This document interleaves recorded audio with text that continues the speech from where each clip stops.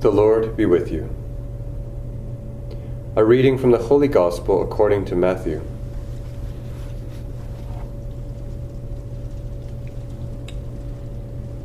In the time of King Herod, after Jesus was born in Bethlehem of Judea, wise men from the east came to Jerusalem asking, "Where is the child who has been born King of the Jews? For we observed his star at its rising and have come to pay him homage." When King Herod heard this, he was frightened, and all Jerusalem with him. And calling together all the chief priests and scribes of the people, he inquired of them where the Messiah was to be born. They told him, "In Bethlehem of Judea, for so it has been written by the prophet. And you, Bethlehem, in the land of Judah, are by no means least among the rulers of Judah. For from you shall come a ruler who is to shepherd my people Israel." Then Herod secretly called for the wise men and learned from them the exact time when the star had appeared. Then he sent them to Bethlehem, saying, "Go and search diligently for the child. And when you have found him, bring me word, so that I may also go and pay him homage."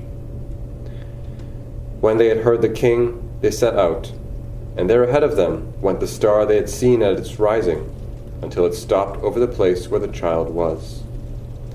When they saw that the star had stopped, they were overwhelmed with joy. On entering the house, they saw the child with Mary his mother, and they knelt down and paid him homage. Then opening their treasure chests, they offered him gifts of gold, frankincense, and myrrh.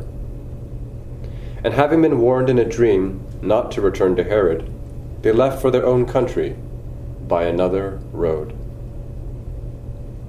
The Gospel of the Lord.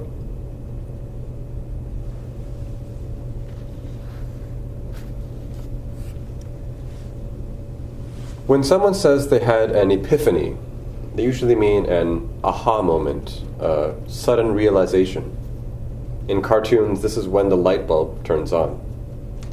And that's not a bad image for today's feast. Maybe you can remember a time when you were struggling to find something in the dark, and you only managed to find it after someone turned on the light for you. This dynamic of darkness, light, and discovery is something I think that can help us to enter into what the celebration of Epiphany is all about. The Greek root word of Epiphany means to shine forth, to manifest, to appear, to bring to light. In different times and places, this feast has celebrated a number of events where Jesus' identity was made manifest, when it shone forth, appeared, when it was brought to light. Events like the baptism of the Lord, the wedding feast of Cana, the birth of Jesus, and the visit of the wise men from the east. But for most of us in the Western world, we tend to associate the Epiphany mainly with the visit of the wise men, which we see reflected in our readings today. In the case of the wise men, they literally saw a light, the star. When they saw that the star had stopped, they were overwhelmed with joy. On entering the house, they saw the child with Mary, his mother, and they knelt down and paid him homage. What a strange sight that must have been. The wise men with all of their retinue gathered in and around what was likely just a small and simple house, kneeling before a Jewish carpenter, his wife, and her child. From all external appearances, this did not make sense. But Jesus' identity has been manifested to these wise men in a way they could understand, in a way that led them on a journey to that very moment. And then, after opening their gifts, the gospel ends almost as abruptly as it began. And having been warned in a dream not to return to Herod, they left for their own country by another road. Have you ever wondered what became of the wise men? What was their journey home like? What did they talk about on the way? How did the rest of their lives unfold as a result of that encounter?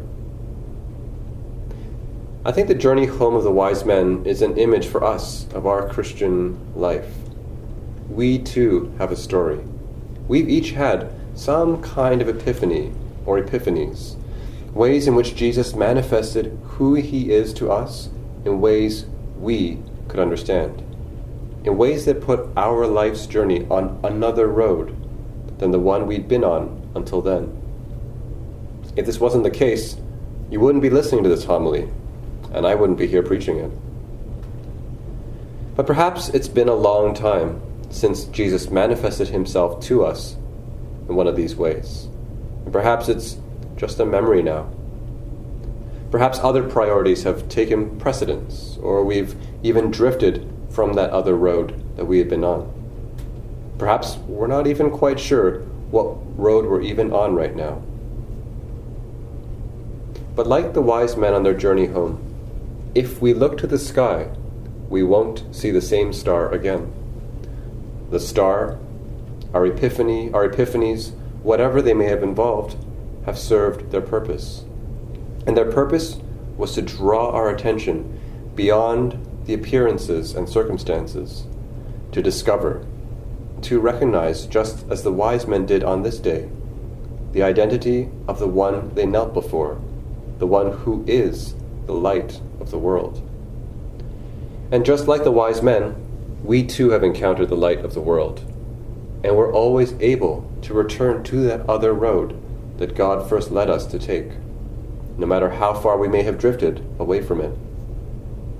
Epiphany is an opportunity for us to remember these epiphanies that have happened in our lives, those times where we came to know who Jesus is to us, who Jesus is to me, personally, and why that matters. And perhaps as we go forward on this other road, or return to it if we've drifted away, we might also notice some other stars in the sky. The saints, both those canonized and those not yet canonized, those constellations of God, as one pope called them, who are our fellow travelers along the way, pointing out for us the road to our own true heavenly country.